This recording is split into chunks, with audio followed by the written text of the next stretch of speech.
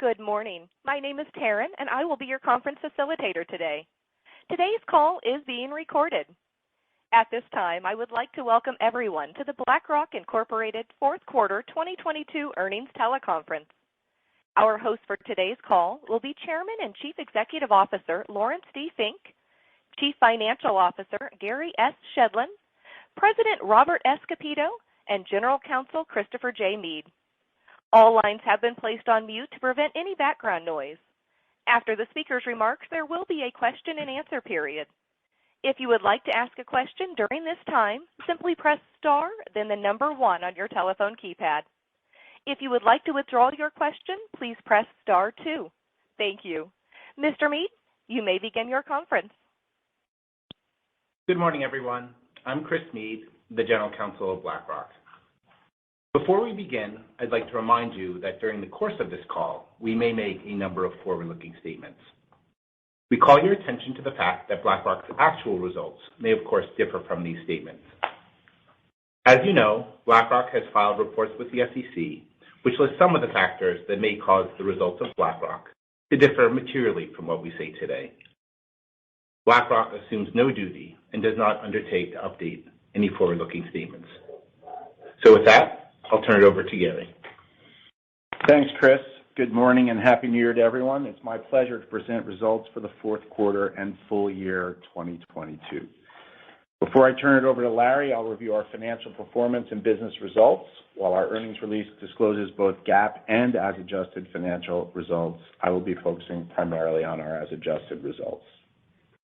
As a reminder, beginning in the first quarter of 2022, we updated our definitions of as-adjusted operating income, operating margin, and net income. Year-over-year financial comparisons referenced on this call will relate current quarter results to these recast financials. Throughout BlackRock's history, we have consistently invested in our business with a long-term focus and commitment to serving clients across market environments. We have established leadership positions in high-growth areas such as ETFs, private markets, outsourced solutions, and technology. And we have integrated these industry-leading capabilities into our One BlackRock business model and culture to create a distinct and differentiated value proposition for clients. As a result of these investments, we grew organically at our fastest rate ever in 2021.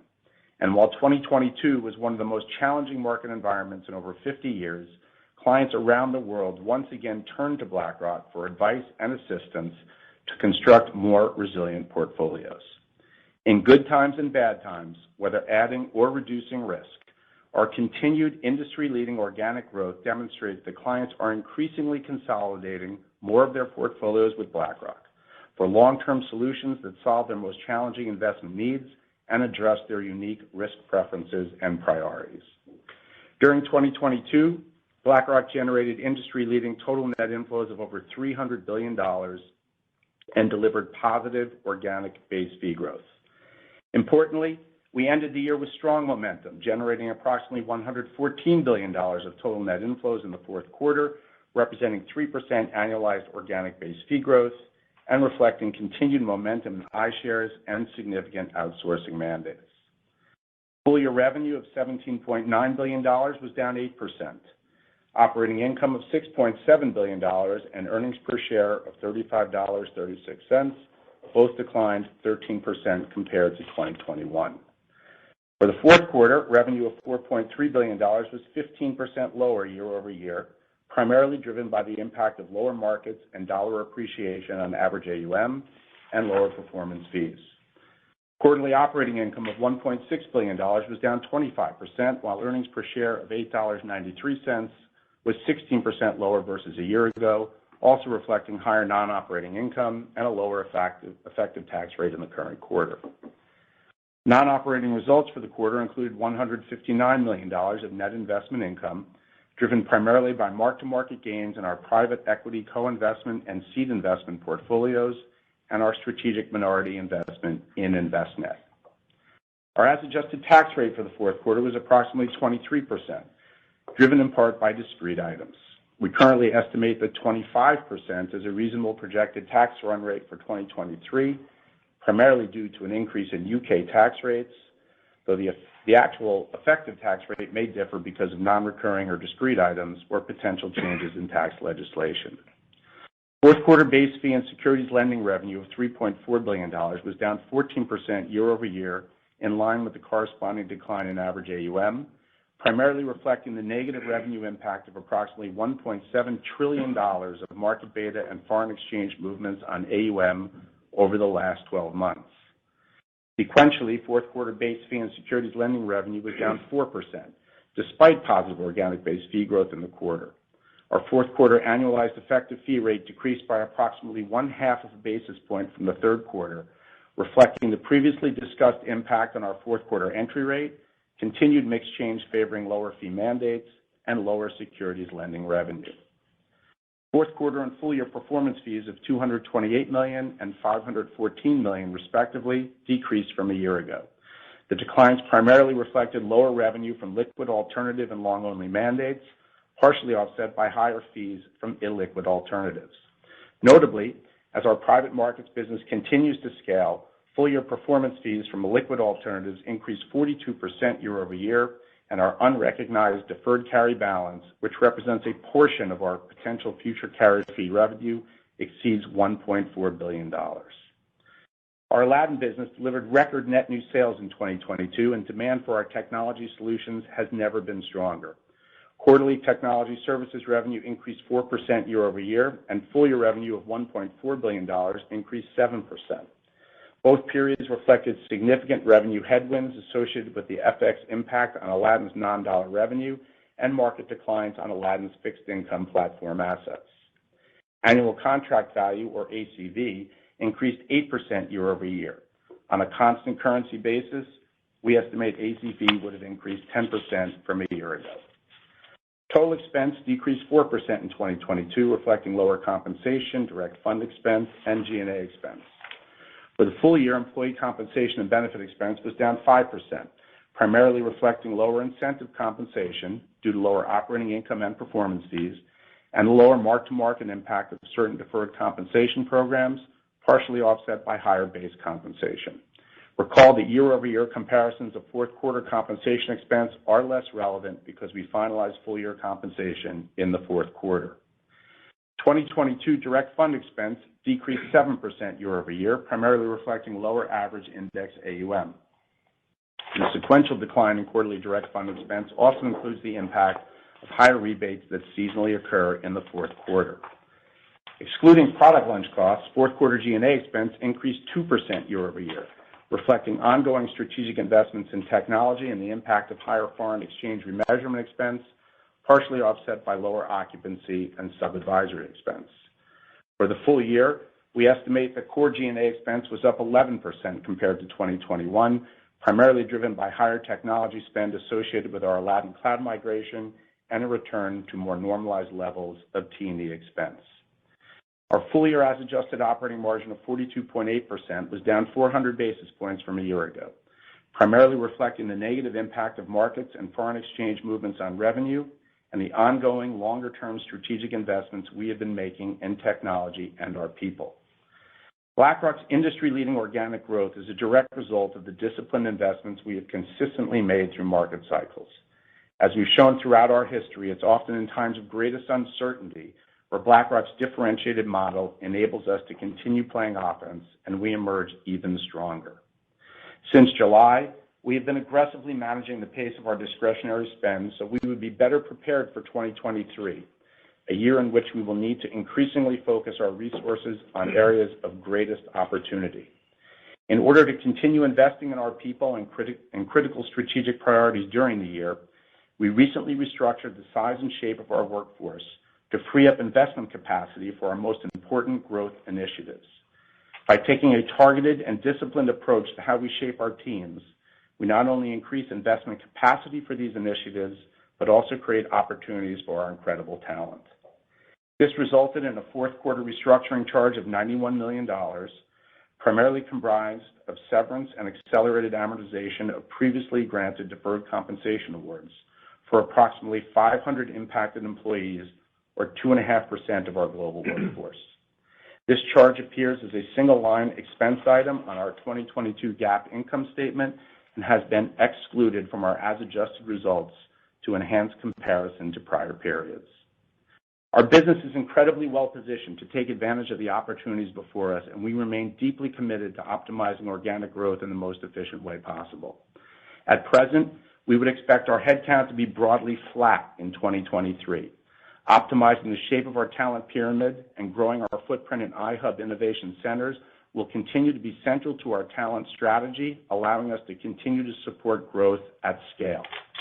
In addition, we would also expect a mid to high single-digit increase in 2023 core G&A expense, driven by the upcoming move to our new Hudson Yards headquarters, continued investment in technology to scale our operations and support future growth, and the annualized impact of migrating Aladdin clients to the cloud, which is now substantially complete. We are also investing through prudent use of our balance sheet to best position BlackRock for continued success.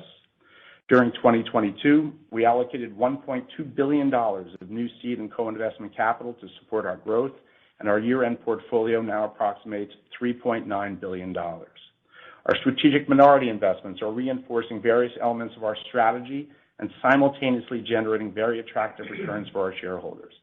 During the year, we invested in Circle and became the primary manager of the USDC cash reserves. And we recently made a minority investment in Human Interest, a tech-enabled end-to-end retirement plan solutions provider, which is helping Americans employed by smaller businesses access easier ways to save for their retirement.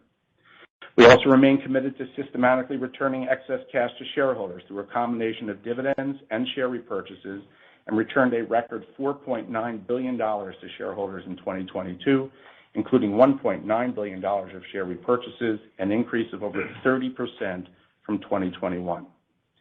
Since inception of our current capital management strategy in 2013, we have now repurchased over $13 billion of BlackRock stock, reducing our total outstanding total shares by 13% and generating an unlevered compound annual return of approximately 15% for our shareholders.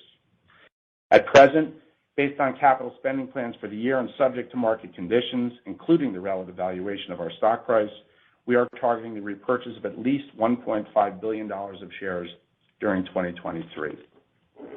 As you will hear more from Larry, BlackRock's strategy has always been guided by our clients' needs. We are relentlessly focused on providing choice, delivering strong investment performance, and executing our fiduciary duties with excellence.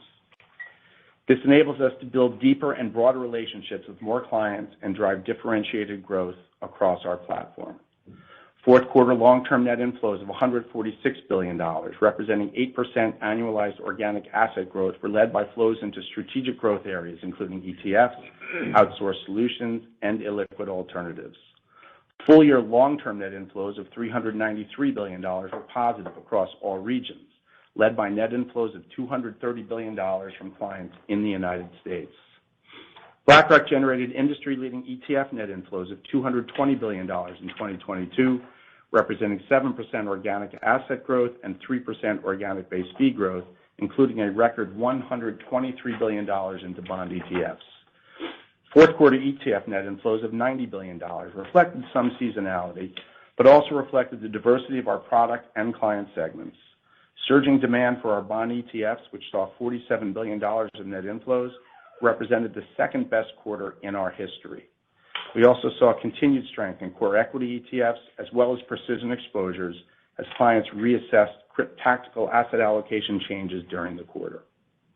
Full-year retail net outflows of $20 billion reflected ongoing industry pressures in active fixed income and world allocation strategies, partially offset by strength in index SMAs and our systematic equity income and multi-strategy alternative funds. Fourth quarter retail net outflows of $15 billion reflected similar trends. BlackRock's institutional business generated record net inflows of $192 billion in 2022, representing 4% organic asset and 3% organic base fee growth, paced by approximately $170 billion of active net inflows, reflecting broad-based strength across all product types and the funding of several significant outsourcing mandates. Fourth quarter institutional active net inflows of $76 billion were also positive across all product types and included the funding of the substantial remainder of the AIG Core Bridge fixed income mandate. We remain well-positioned to meet investor demand for risk-adjusted alpha and yield, and our diversified active fixed income platform with strong 3- and 5-year performance records across total return, unconstrained, high yield, and credit is especially well-positioned for growth as interest rates stabilize in the latter part of the year. Demand for private markets also continued with $16 billion of net inflows into illiquid strategies during the year driven by private credit and infrastructure. In addition, as our private markets business continues to grow, we also raised significant new client commitments in 2022. We now have approximately $34 billion of committed capital deployed for institutional clients in a variety of strategies representing approximately $260 million of future annual base fees and significant potential performance fees. Finally, BlackRock's cash management platform experienced $32 billion of net outflows in the fourth quarter and $77 billion of net outflows for the year. Despite a particularly challenging year for the broader institutional liquidity industry, BlackRock became the #1 international money market provider, and as rates stabilize, we are well positioned to grow market share by leveraging our scale, product breadth, technology, and risk management capabilities. Before I hand it over to Larry one last time, I'd like to take this moment to thank him for giving me the opportunity to be CFO of this amazing organization for the last 10 years. It's truly been a highlight of my career, and I'm deeply grateful for the feedback, advice, and wisdom I have garnered from our shareholders, our sell-side analysts, our board, my BlackRock colleagues, and most of all, the amazing finance team I've had the privilege to work alongside. BlackRock is incredibly well positioned to continue generating differentiated growth and delivering for clients, employees, and shareholders, and I look forward to continuing the journey in my new role. I'm even more excited for what lies ahead with Martin Small as our next CFO. I know we will be in great hands. With that, over to you, Larry. Gary, a big hug. Thank you. Excellent job. Good morning, everyone, and Happy New Year. Thank everyone for joining this call. Today and throughout BlackRock's history, we have focused on delivering the best financial returns for each and every client in line with their objectives and goals. We remain relentless about staying ahead of their needs, of all our clients' needs, providing them with more choice, innovating to help them achieve financial well-being. We serve clients of all types, large, small, individuals and institutions, in all parts of the world. So providing them choice is critical in helping each of them achieve their unique financial goals. We have built the industry's most comprehensive and integrated investment and technology platform to provide them with solutions that fit their unique objectives. Our job is then to deliver the best financial returns based on their individual preferences. It is this differentiating platform that drives our differentiating results. BlackRock generated $307 billion in net new assets and positive organic base fees in 2022. These industry-leading results reflect by the decisions by thousands of organizations and investors that continually place their trust in BlackRock. The consistency of our results across both good and bad markets up and down, comes from our clients' confidence in BlackRock's performance, our guidance, and our fiduciary standard.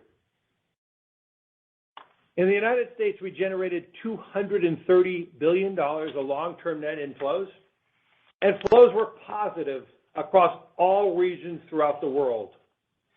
We generated organic growth across index and active and across all long-term asset classes, from fixed income to equities to multi-asset to alternatives, as clients turn to BlackRock for more solutions across their entire whole portfolio. We ended the year with very strong momentum with $114 billion of fourth quarter net inflows, representing 3% annualized organic growth base fees. We estimate that BlackRock captured over 1/3 of the long-term industry flows in 2022, leading the industry and delivering positive organic base fees for the year. Over the past 5 years alone, BlackRock has delivered an aggregate $1.8 trillion in net inflows, or 5% average organic asset growth compared to flat or negative industry flows. Over this 5-year period of time have been both rallies and contractions. But BlackRock has always delivered growth, reflecting the power of our connectivity to our clients, our fiduciary standards, and a diversified platform. 2022 was a year of transition and a complex market environment for every one of our clients. We witnessed transformation in the geopolitical world order that rewired globalization and supply chains, upending assumptions about inflation, and drove the normalization and eventually tightening of monetary policy. Production constraints, labor shortages, and energy and food price disruptions and price increases followed the Russian invasion of Ukraine, causing inflation to hit a 40-year high, sparking a cycle of rate hikes by central banks. Inflation continues to be a top concern despite recent cooling we saw at the end of this year and the beginning of this year. Global growth continues to slow. The challenges society has experienced, not just in the past year, but since the pandemic, has eroded hope and reinforced pessimism in many parts of the world. We've seen a decline in birth rates, an increase in aging populations, a rise in nationalism and populism, and I fear that we are entering a period of economic malaise. To correct this, the role of business becomes even more critical than ever. Leaders must continue to invest in technology and research and development to improve long-term prospects and to provide a vision that offers hope about the future. Fundamentally, investing is also an act of hope. Hope that the future will be better than the present. If people do not have hope, they will not take money out of the bank account and invest it in a 30-year retirement outcome. Today, the financial narrative is so often about the near-term market moves, the topic of the day, like the latest meme stock or media headlines about political polarization. Throughout our history, BlackRock has taken a long-term approach to investing. It is BlackRock's role to show people the benefits of investing for the long term, to give them hope that over time their returns with a balanced portfolio can deliver long-term financial security. Against the current backdrop, BlackRock has an even greater obligation to help our clients wade through the uncertainty and give them the confidence to invest in the long term. We see many opportunities for our clients to capitalize on market disruption, to rethink portfolio construction, to consider the renewed income generation potential of bonds, or to reallocate to sectors that may be more resilient in the face of elevated inflation. BlackRock is uniquely positioned to help clients navigate opportunities in this environment because of our diversified platform and integrated investment management, technology, and advisory expertise.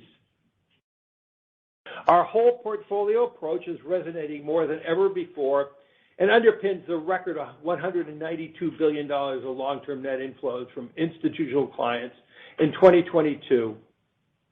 Institutional clients are choosing BlackRock because of our scale, our resources, and the expertise to take on the challenges of each and every market. Clients select us because we think and invest for them in the long term and in alignment with their beneficiaries whose time horizons span decades. In an increasingly complex investment environment, we're seeing strong demand from clients looking to partner with BlackRock for outsourced solutions and expect this to continue in 2023. Just in the last 2 years, BlackRock has been entrusted to lead several significant outsourced mandates, totaling over $300 billion in AUM, spanning existing and new clients. And I'm proud to say our pipeline remains very strong. In 2022, BlackRock helped millions of investors plan for their financial futures as they continue to turn iShares ETFs for long-term investments. iShares led the industry with $220 billion in net inflows. We are proud that iShares offers the most choice in our industry. In 2022 alone, we launched over 85 new ETFs globally, and in a testament to our scale, the demand from our clients, and our diversification, we had over 70 different iShares ETFs with annual net inflows surpassing $1 billion. Our growth was well diversified across our core equity, our fixed income, factors, sustainable, and thematic ETF product categories. And we have seen repeatedly in periods of market uncertainty, investors turn to iShares precision exposure ETFs to make those tactical asset allocation decisions into year-end. iShares bond ETFs generated a record $123 billion of net inflows. We again led the industry, and 6 of the top 10 asset-gathering bond ETFs in 2022 were iShares. When I started my career a long time ago as a bond trader, it was much more difficult for individuals to assess the bond market. Their options were high-cost mutual funds or paying large markups to brokers to buy bond directly.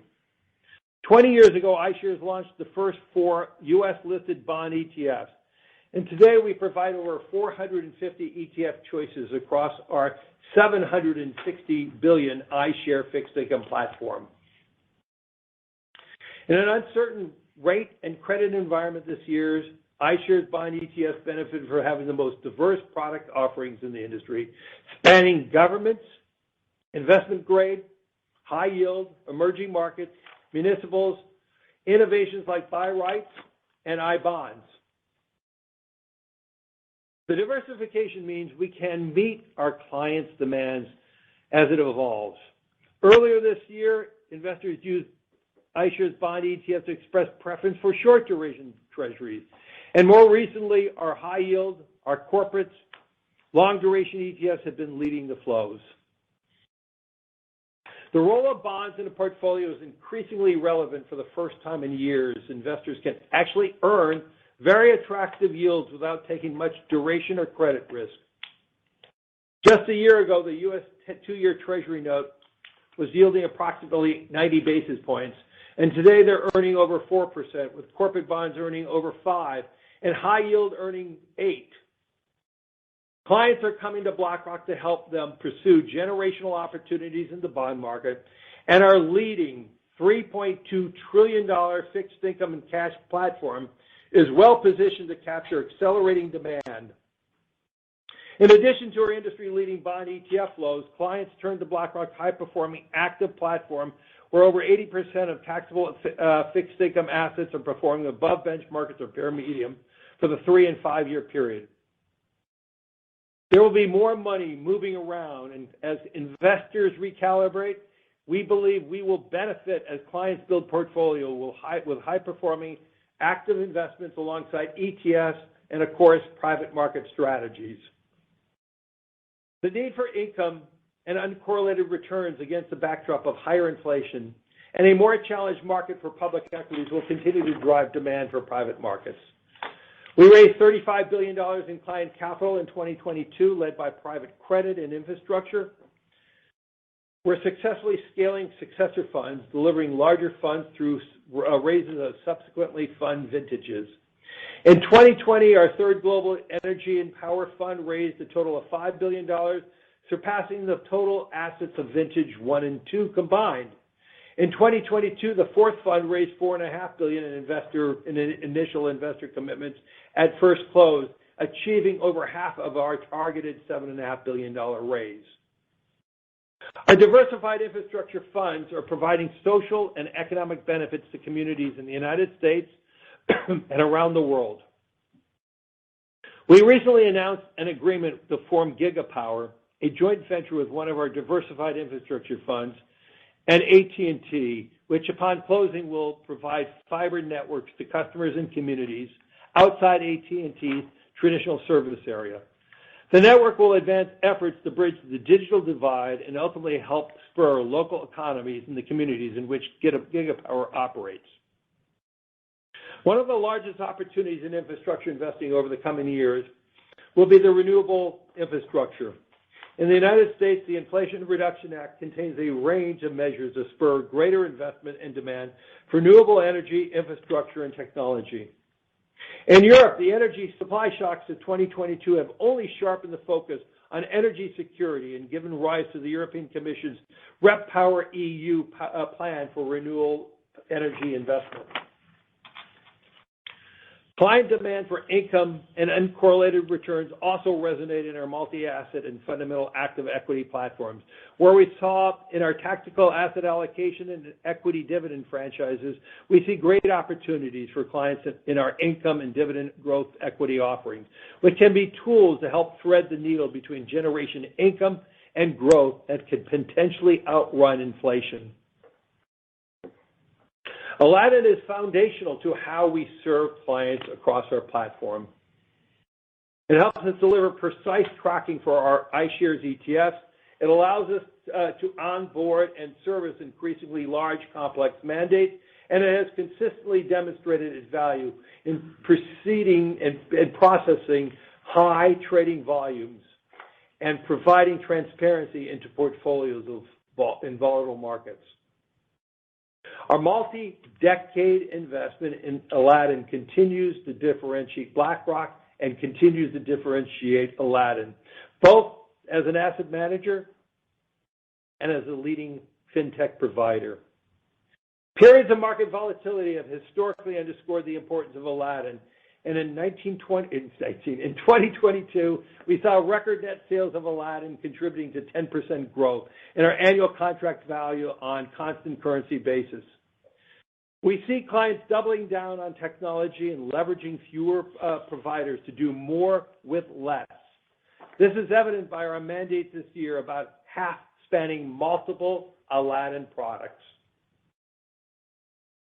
We continue to evolve and enable clients to further simplify their operating infrastructure with Aladdin. Clients increasingly want to tailor how they use Aladdin to meet their own unique and specific needs. And we are providing them with choice and flexibility.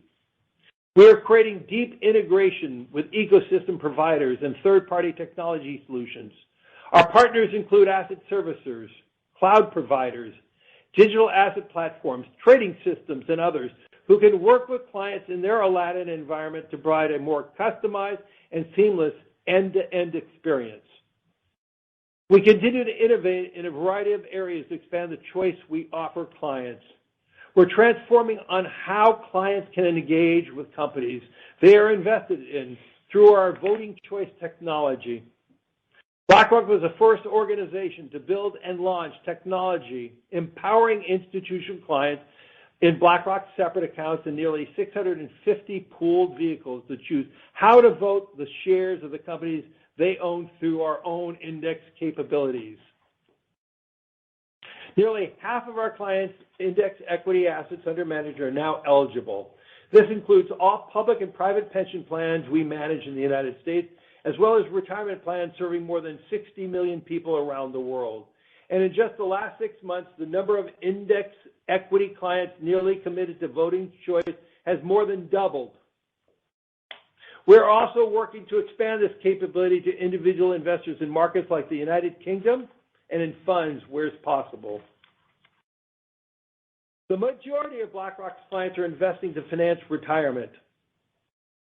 And BlackRock has been in the forefront of innovation and advocacy for retirement solutions throughout our entire history. We recently made a minority investment in Human Interest, which is helping small and medium-sized businesses provide affordable, accessible retirement plans to their employees so more Americans can serve and save for a secured financial future. We believe Human Interest Visions aligns closely with BlackRock's mission of helping more people experience financial well-being by making retirement plans accessible to more Americans. We've always believed in being agile in how we manage BlackRock. That is how we built our industry-leading position and generated value for shareholders over the long run. The uncertainty and the opportunity around us makes us even more important that we stay in front of the changes in the market and focus on delivering for each and every client. To extend our market leadership, we must invest in our people, invest in our platform for the long term by allocating resources where they are needed most, in ways that are cost-effective and support our ability to scale. As Gary mentioned, our restructuring effort resulted in a number of valued colleagues and friends leaving the firm. We greatly appreciate the contributions they have made to BlackRock and wish them the best for them. BlackRock remains a growth company. Even with this restructuring, our headcount will still be 6% higher than a year ago. Looking ahead, we have deep conviction in our strategy and ability to execute with scale and with expense discipline. We are honored that our clients have entrusted us with over $300 billion of net assets in 2022. We see similar clients' needs reshaping and shaping the opportunity set for 2023. Be it a large insurance company seeking outsourced partnership with scale and expertise, pension funds looking for attractive yields and less duration and credit risk, or financial advisors using our models and iShares to build better portfolios to meet the challenges, the long-term challenges of our clients. The investments we have made over the years have also positioned us to capture emerging opportunities in bond ETFs, huge opportunities in the rebuild out of infrastructure in the United States and the world, and opportunities in transition finance. Our momentum in Aladdin has never been stronger, and our advisory capabilities continue to play a critical role in our dialogue with clients. I've spoken frequently over the years about the need for CEOs to effectively articulate the values their companies deliver to shareholders, clients, employees, and other stakeholders. Similarly, as the CEO of BlackRock, I have a responsibility to articulate the BlackRock story, and it has never been more critical to do that than now. Over the past year, BlackRock has been the subject of a great deal of political and media discourse. It is my duty to address the questions being asked of us, a responsibility that I take very seriously. Some of these people have suggested we are either too progressive, some of them suggested we're too conservative in how we manage our clients' money. I want to just tell everybody we're neither. We're a fiduciary. We put our clients' returns first. We offer every client investment choices and then pursue their objectives that they choose and the performance they seek. I want to make it clear to our clients, our shareholders, and all our stakeholders that we will be deterred in pursuing the outcomes that our clients desire. This steadfast focus has not only enabled us to deliver for clients, but also to drive growth for each and every one of our shareholders. Since our IPO in 1999, BlackRock has delivered a 7,700% total return to our shareholders. And this is the strongest return of any financial services company in the S&P 500 over that period. I thank BlackRock employees for the commitment to upholding our culture and living every day our purpose. They're always striving to better serve each other and each of our clients and finding new and innovative ways to be helping our stakeholders achieve a financial well-being. I really do want to call out and thank Gary once more for his last earnings call. He's been a friend way beyond his term at BlackRock. He's been an advisor. Sometimes he's been tough. Sometimes he's been lovely. But Gary has been an important part of driving our growth over these last 10 years and driving the success of our share price for our shareholders. I am thrilled personally and professionally he will continue to be with us at BlackRock as a vice chairman, and I look forward to having Martin Small join us as the CFO for our next call in April. Thank you, everyone, and let's open it for questions. At this time, I would like to remind everyone, in order to ask a question, please press star, then the number 1 on your telephone keypad. If you do ask a question, please take your phone off of its speaker setting and use your handset to avoid any potential feedback. Please limit yourself to 1 question. If you have a follow-up, please re-enter the queue. We'll pause for just a moment to compile the Q&A roster. We'll take our first question from Daniel Fannon with Jefferies. Please go ahead. Thanks. Good morning and Happy New Year. Hey, Larry, Dan, how are you? Happy New Year. Yeah, good, thank you. Wanted to follow up on your comments around asset allocation and thinking about conversations you're having with clients here into 2023. Clearly, fixed income is an area that you've talked about. Can you talk about, do you need to see rates peak before you start to see that demand? Are you seeing it now? And then also, what other kind of assets outside of fixed income or products that you see really incremental demand as we think about this year? Rob? I think I'll take that one, Dan. Rob Capito here. Clients have, as you know, experienced a very difficult market in 2022. There were joint double-digit declines across both global equities and bonds. I don't think we have to wait to actually call rates where they're going to top or not to know that the traditional 60-40 portfolio has been challenged, and right now they need a partner to help them rethink their allocations, which are going to have to be much more nimble because of the change in market structure and specifically how each asset class is going to be managed. We find that they are turning to BlackRock more and more for both insights and solutions. And the 3 areas that are more common are inflation protection, because of the uncertainty of where rates are going to go. They're looking for income, both from the products they have and from cash, and they're looking at how to navigate the private markets, which continue to grow in size.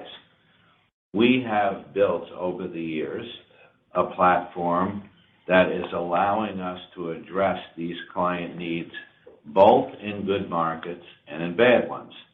And I think the results that Larry described in 2022 demonstrate how we have been able to participate significantly for our clients. But now, to answer your question even more directly, we see a lot of tailwinds that I think are going to support our growth trajectory into 2023.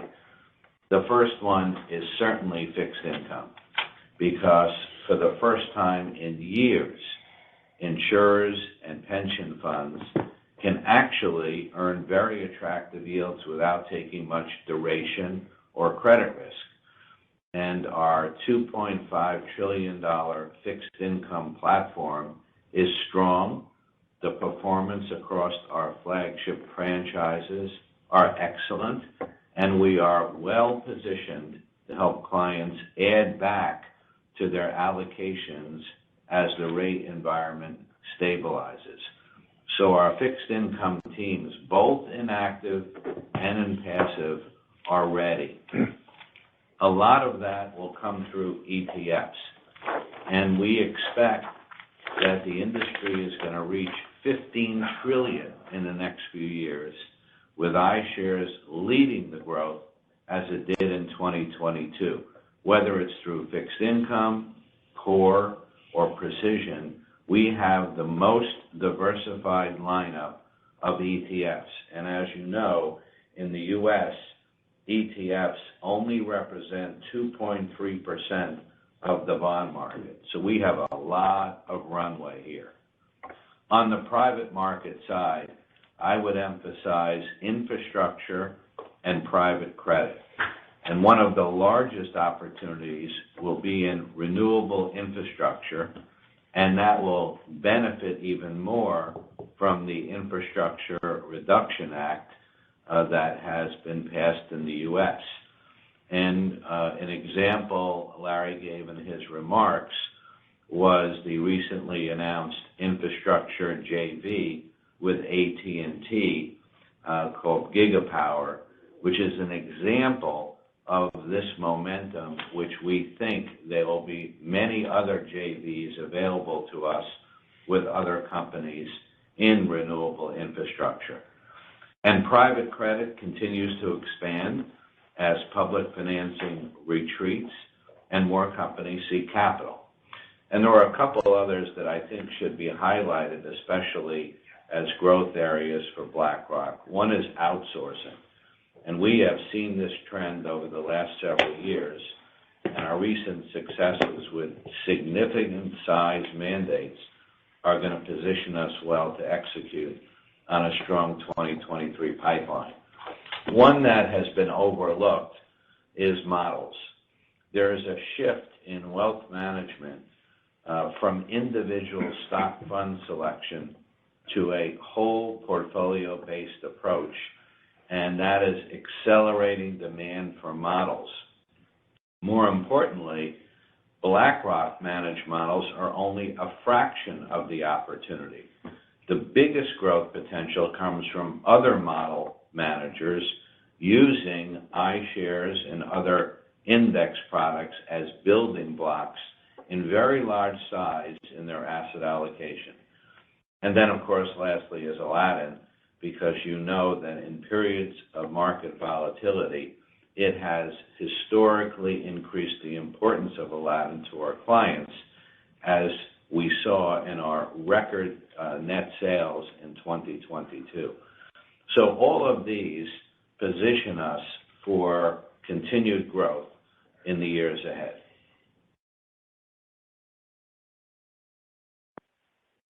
Our next question comes from Alex Blostein with Goldman Sachs. Please go ahead. Hi, Alex. Hey, Alex. Hey, good morning, everybody. Hello. Happy New Year to you as well. Gary, congrats again on your next move, and maybe in the spirit of this being your last CFO earnings call, we'll get an expense question in there. So heard you on the core G&A guide, mid to high single digits for 2023. Maybe help us frame sort of the market conditions that this guide contemplates, and I guess how are you thinking about the expense base more broadly, including compensation rate, things like that for the year. Thanks, Alex. So maybe just some context, right? And I think we've spent the last couple of calls talking about our philosophy of really trying to drive organic growth, because we know that that is obviously a critical driver of our PE multiple. And I think we are also mindful that we come through these periods of volatility generally better positioned than our competitors because of our diversified model that gives us the ability to continue to invest going forward when others simply can't do it. And I think as we've talked about, there's this conundrum, right, which is on the one hand, we know that our PE multiple is driven by growth, and on the other hand, just understanding that in the context of the overall market, our revenue run rate is down, and there is a little bit of a misalignment between our expense base and our revenue capture rate versus where it was a couple of years ago. But I think as we saw, coming out of the pandemic, we continued to invest in our business, and that resulted ultimately in the two best years in BlackRock's history in 2021. And in 2022, we've once again delivered by generating over $300 billion of net inflows, while most of the industry has been in outflow. So our challenge today really remains to ensure that we can continue to invest in our highest growth opportunities, and we're obviously committed to doing that by trying to relentlessly reallocate resources across the organization.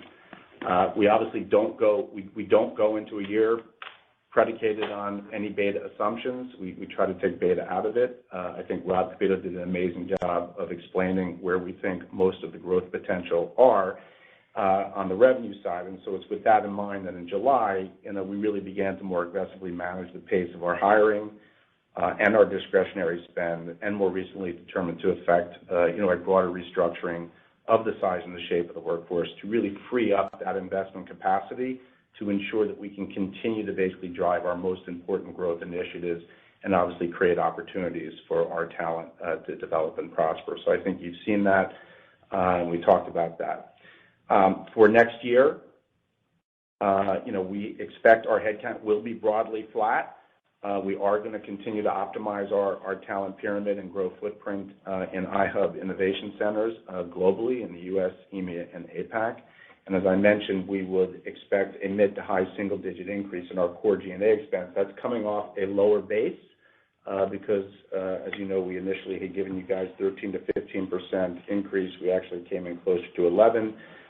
So we'll be growing off a lower base, and that will continue to be driven by the variety of things that I mentioned on the call: Hudson Yards, technology to scale ops, and obviously the annualization of a number of expenses, including our Aladdin cloud migration costs.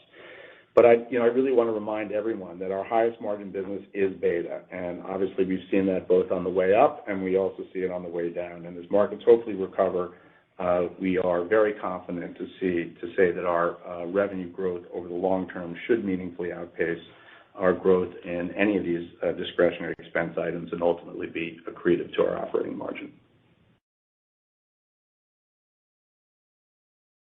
We'll take our next question from Michael Cyprys with Morgan Stanley. Please go ahead. Hi, Michael. Happy New Year. Great, thanks.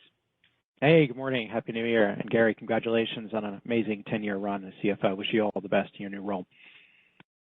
Just a question on Aladdin. Hoping you could unpack a bit of the strength that you're seeing in Aladdin with the record wins and how you think about extending the platform to other use cases and verticals, and to how you're thinking about the drivers of growth over the next several years.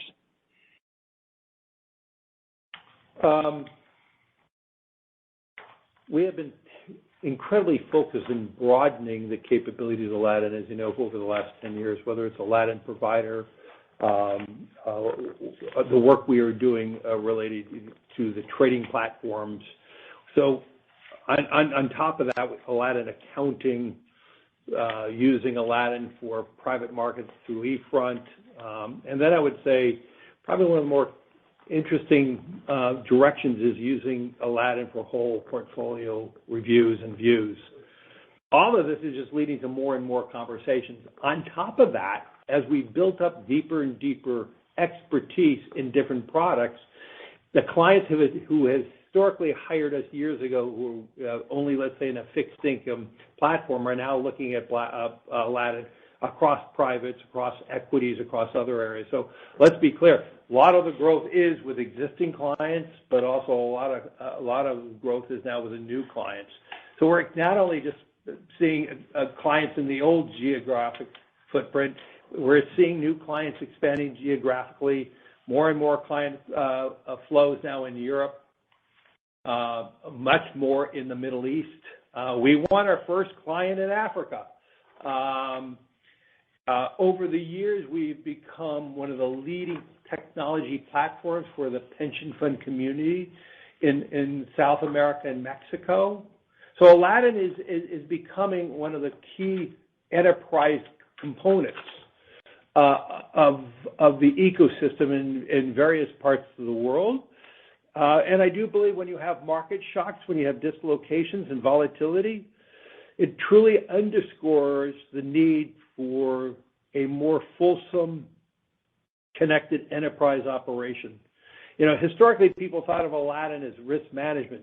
Most people are not hiring Aladdin for risk management as much as it's flow through enterprise operating system, having that connection with a custodial bank, having the ability to have accounting, having a whole portfolio analysis, and helping them truly drive a whole portfolio analytical understanding. And so all of this is just leading to more and more opportunities, whether it's a focus on sustainability or a focus on operations or focusing on, again, risk management. Aladdin is just very well positioned to meet the needs of the clients, and we're more focused than ever on enhancing the Aladdin value proposition. let's be clear. In declining markets, clients are worried about their expenses. And yet, what we proved in 22 with declining expenses, Aladdin enterprise system can actually lower expenses in a holistic way. And so what we're trying to do is show the true ability to clients worldwide about how can Aladdin be a component to drive greater and greater success in terms of operational success, investment success, but over time, Aladdin can drive down expenses too for any operation. We'll move to our next question with Craig Siegenthaler with Bank of America. Please go ahead. Hey, Craig. Happy New Year. Hey, good morning, Larry. Happy New Year. And Gary, thanks for your help over the last 9 years. I'm sure you're going to really miss these quarterly earnings calls. I could tell you he's going to be sulking. I'll miss you, Craig. All right. So just a follow-up to Rob's comments on the first question for the potential for fixed income rebalancing. Do you think passive will win the majority of inflows like we've seen in equities for the last decade? Or do you think active will grab a healthy split of share as we've seen in fixed income really up until just this last year? Great question.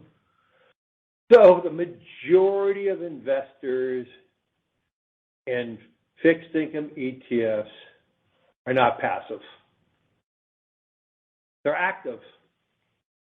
We've been talking about this, actually began talking about this in 2012, where we believe the simplicity, the liquidity, the operational abilities to use fixed income ETFs to get your factor exposures, the duration, the convexity, the credit exposures you're looking for. You could do that through investing in these index instruments, but you're certainly not passively navigating or managing them. And I truly believe what we saw in 2022, movements out of mutual fund into ETFs provides much greater precision expertise to manage your fixed income exposures through ETFs. And I believe this is going to become one of the most important transformations in the entire capital markets, that more and more of bond exposures are going to be utilized through ETF purchases. And it is not passive. It is highly active. And that's where people get confused because they think about an ETF as a passive instrument, both bonds and stocks. And what we have been trying to identify over the years, and now most certainly we saw that in 2022 in bonds, that it's far from a passive instrument. It is an index liquid investment to allow you to get your exposures that you're seeking, and you're able to navigate those exposures. Look, I believe in how investors are going to use it. They're going to use it side by side with their true active bond investing. So I'm not trying to suggest bond active investing, buying individual bonds is going away. It's not. But for the bulk of most fixed income portfolios, you do not need to have all individual bonds. You can express a large component of that through ETFs. And then if you have the great credit expertise, mortgage expertise, where you could really find true value in individual bonds, you're going to do that. But let's be clear, most organizations can't do that in totality in their entire fixed income universe. And so I believe ETFs are going to continue to grow, especially in fixed income. Rob talked about how we believe this is the beginning of a major expansion of bond ETFs as a component of the entire bond market. And we believe this is going to simplify investing.